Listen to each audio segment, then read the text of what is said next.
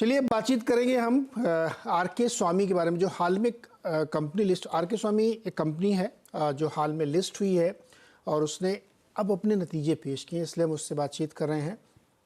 Revenue साल दर साल देखें तो थोड़ा सा सबड्यूड रहा है। थर्ड क्वार्टर में कंपनी की आमदनी करीब 5% के आसपास गिरी, हालांकि प्रॉफिट थोड़ा सा बढ़ के आया है, ठीक ठाक दिख रहा है यहाँ पे। तो अब लास्ट क्वार्टर में हम लोग खड़े हैं, पूरा साल कैसे क्लोज करेंगे और FY25 में कंपनी के लिए क्या ट्रिगर्स हैं, इन सब पे हम बातचीत करेंगे। कैसे कैसे क्लाइंट्स जोड़ रहे हैं और क्लाइंट कंसंट्रेशन था जब IPO के समय बात की गई थी, तो उन सब पर डिटेल में बातचीत होगी। हमारे साथ कंपनी के CFO राजीव नेवरसा में। राजीव सर, बहुत बहुत स्वागत है आपका CNBC आवाज़ पर। नमस्कार सर, पहले तो अपने ये रिजल्ट समझाइए हमें कि थोड़ा सा ठंडे से दिख रहे हैं, सही कर रहा हूँ मैं कि गलत? देखिए, एक दृष्टिकोण है और मैं आपको अपना दृष्टिकोण देता हूं और मेरे को उम्मीद है कि मेरे दृष्टिकोण देने के बाद आपके दृष्टिकोण भी बदल जाएंगे। जी। बिजनेस में अगर आप देखें कि दुनिया अक्सर रेवेन्यू को मद्देनजर देखती है, परंतु हमारे बिजनेस में क्या होता है कि हम जिस तरह से देखते हैं, जिस लेंस से देखते हैं, वो है revenue from operation less operating expenses, जिसको हम ग्रॉस मार्जिन कहते हैं। अगर आप 9 महीने में और पिछले 9 महीने का कंपैरिजन करेंगे, तो जो ग्रॉस मार्जिन है वो 15% से बढ़ा है।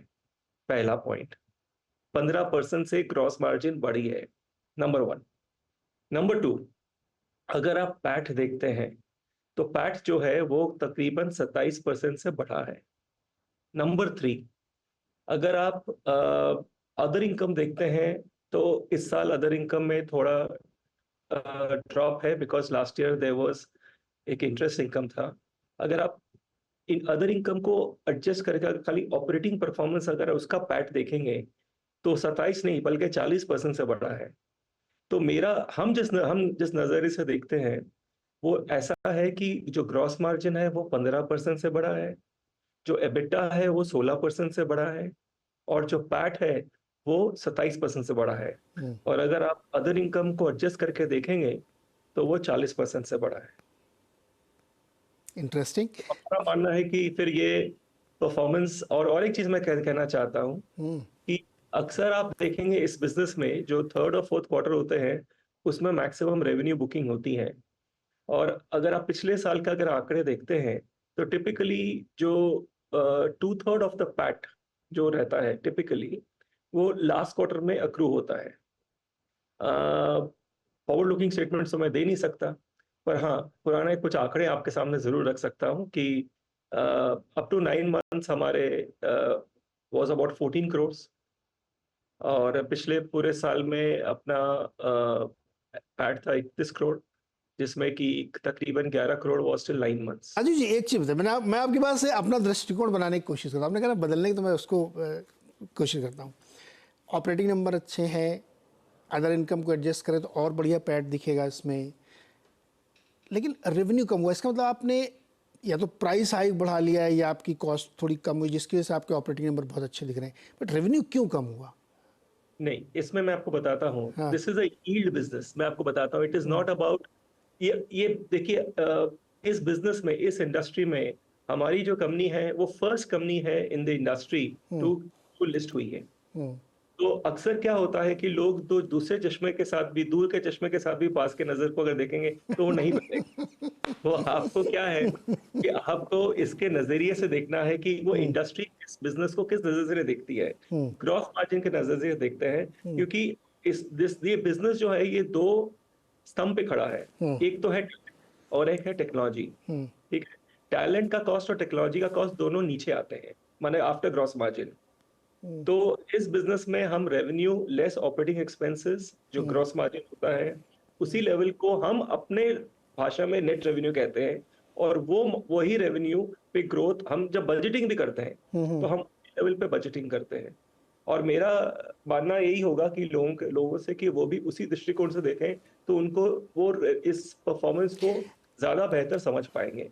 आप सिंपल सी बात बताएं, अगर वो मेरा ग्रॉस मार्जिन 15% नहीं बढ़ता तो मेरा पैट 27% से नहीं बढ़ सकता ना।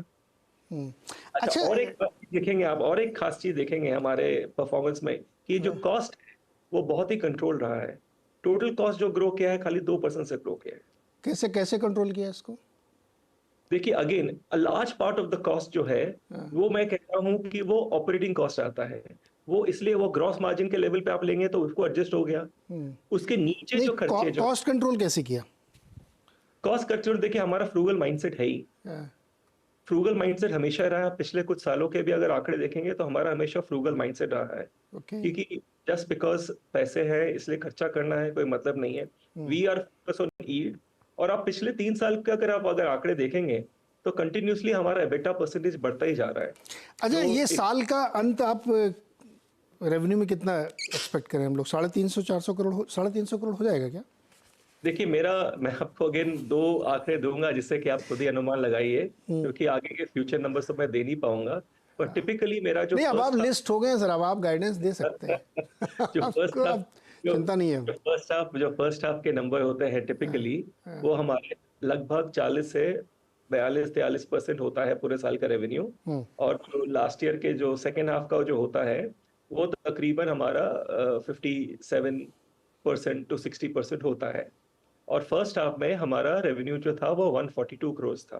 तो पहला इनपुट आपको ये दे देता हूँ। हम्म, आप अपने आप से ही कैलकुलेट कर सकते हैं कि क्या हो सकता है फ्यूचर में।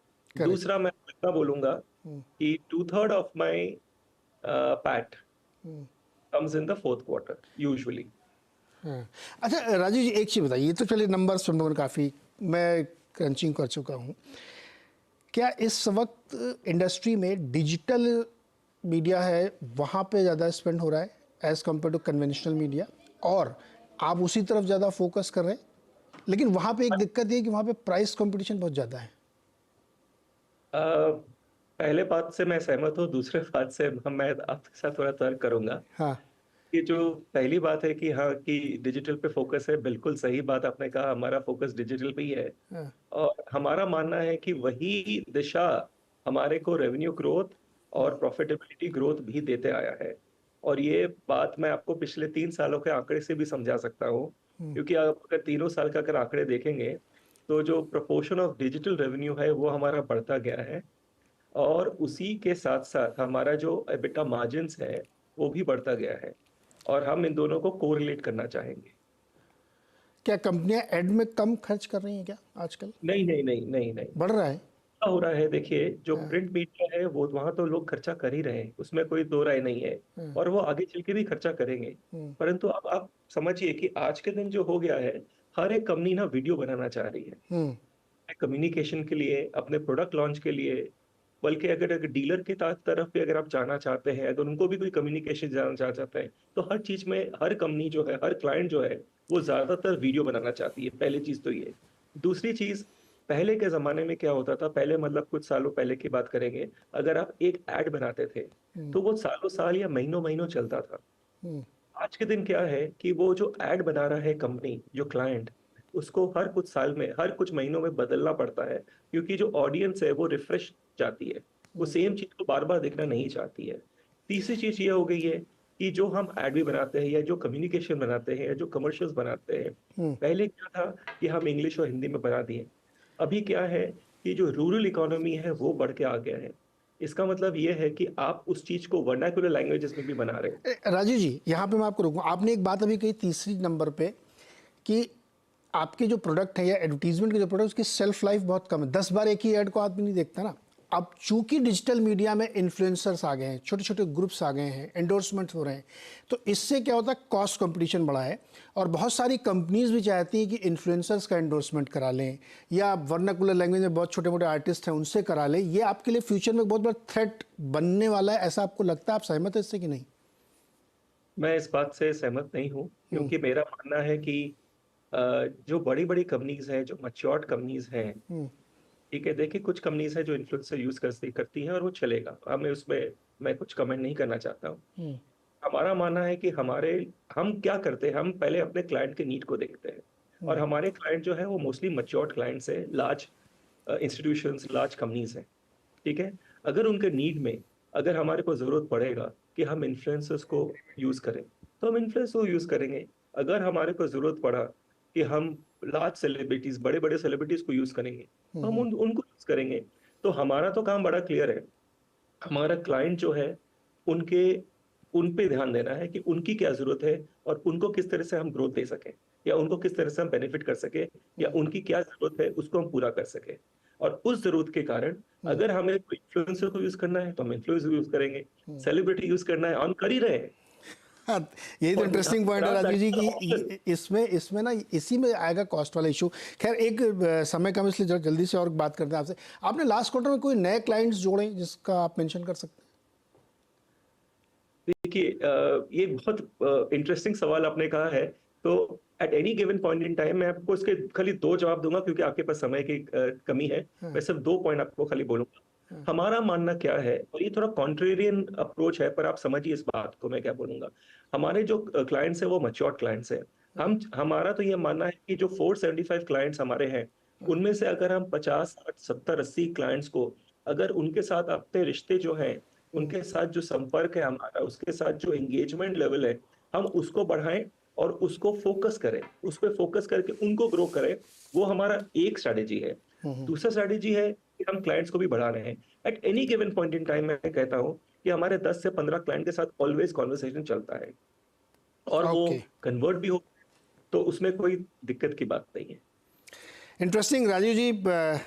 Q4 के नंबर से आप लेके आएंगे तो हम आपसे फिर एक बार बातचीत करेंगे और फिर आपसे नए साल का गाइडेंस मिलेगा। आप लिस्टेड हैं, अब आप ये सब चीज़ें बोल सकते हैं, ऐसा आप डरने की जरूरत नहीं, आपकी कंपनी लिस्ट हो चुकी है। बहुत बहुत शुक्रिया सर हमारे साथ जुड़ने के लिए और बहुत शुभकामनाएं आपको नए साल के लिए।